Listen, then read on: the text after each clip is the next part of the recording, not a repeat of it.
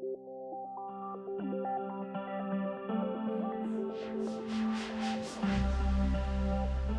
everyone. My name is Taylor St. Germain, and welcome to this edition of Trends Talk. I'm back in Colorado today from New Hampshire.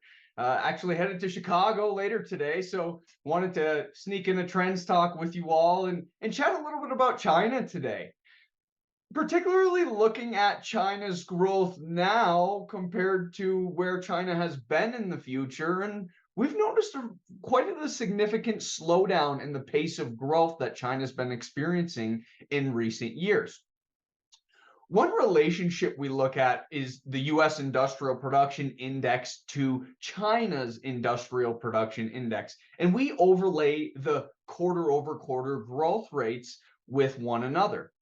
Now, the US has been a developed economy for quite some time, typically growing somewhere between 0 and 5%. Of course, different cycles, different growth rates, but generally speaking, in that low single digit to mid single digit growth rates. That's very indicative of a developed economy.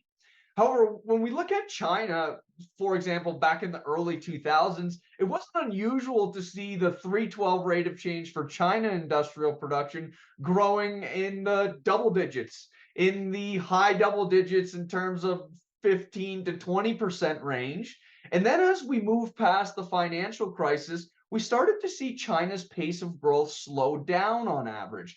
We saw growth rates more indicative of the high single digits, low double digits. And then when we look at China's growth rates in the last 3 years, they've been a lot more closely aligned with the US industrial production growth rate. So, what am I saying here? I'm suggesting that China is not growing at the pace that they used to 2 decades ago. When we look at present times, growth rates are more indicative of growth rates of other developed nations like the US. So we've seen a significant slowdown in the growth rates that China has been able to achieve. Another really interesting way we understand China's growth is by putting an index like industrial production on a log scale. By putting it on a log scale, we can really understand what this slope of growth looks like in China over time. And if you look at China's data from, say, 1996 all the way up until the financial crisis, you'd say, wow, China grows in almost a linear fashion when looking at the annual data trends.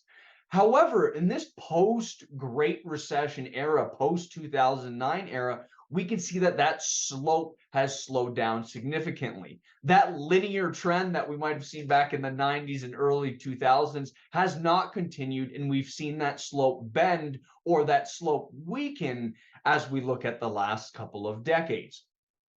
Now, with the most recent data, we're also seeing some downside pressure in China as we speak. Really, as we look at China's industrial production, the performance of their consumer, we've seen some of the weakest growth rates in these indexes, whether it's China industrial production or China consumer total retail sales over the last 3 years compared to the growth rates that we've seen, again, back over the last couple of decades. We've actually seen some negative growth rates out of China industrial production in China consumer goods retail sales over the last 3 years, really during this pandemic timeframe, post-pandemic timeframe, where we hadn't seen negative metrics throughout the data history. So really, this just goes to show that China is not able to sustain the growth that they've seen really for the last few decades. It's slowed down in a really significant way.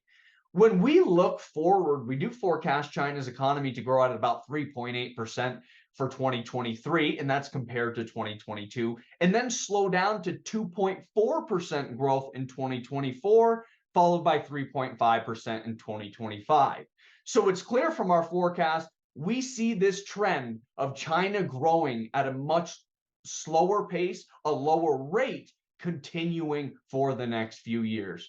China faces demographic challenges.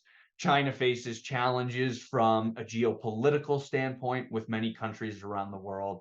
And our president and CEO shared a lot of great information on China during their Great Depression webinar that they hosted a few weeks ago. please reach out if you'd like to hear more about China, especially gaining access to that webinar. But it's clear China's in a much different place today than where they've been throughout the last few decades, and we expect that to continue as we move forward. I hope you found that helpful. My name's Taylor St. Germain on this episode of Trends Talk with ITR Economics, and I'll see you on the next one.